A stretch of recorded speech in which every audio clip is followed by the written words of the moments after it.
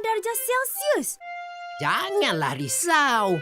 Peluh yang keluar dari badan kau tu sekarang akan sejukkan balik suhu badan kau tu.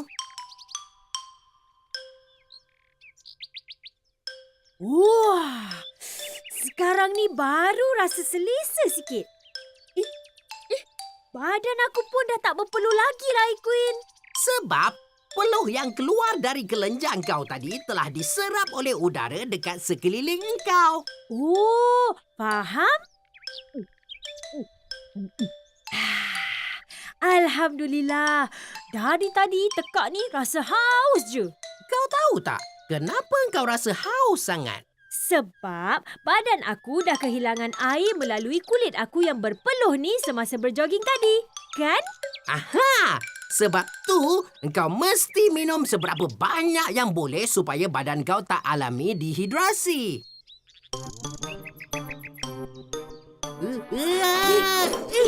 Kau ni kenapa, Queen? Oh, aku okey. Okey, kau jangan risaulah. Tengok tu, ribut tak? Taufan pun tak? Tiba-tiba boleh jatuh tersungkur pula.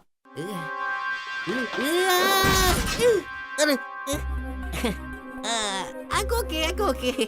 Janganlah risau. Ada sesuatu yang tak kena ni. Badan kau panas sangatlah, Queen. Aku rasa kau demam panas ni. Jangan merepeklah, Ikuan. Aku ni robot lah. Mana ada suhu badan macam manusia. Habis tu, kenapa mulut kau keluar asap ah?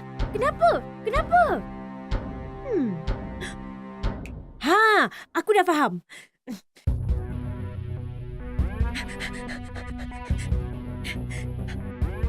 Buka mulut tu besar sikit.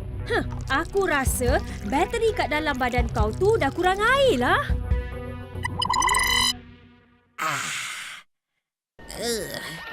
Barulah badan aku terasa bertenaga sedikit. Terima kasih, Ikuan. Sama-sama, Queen. Apa gunanya ada kawan, kan? Ekosistem.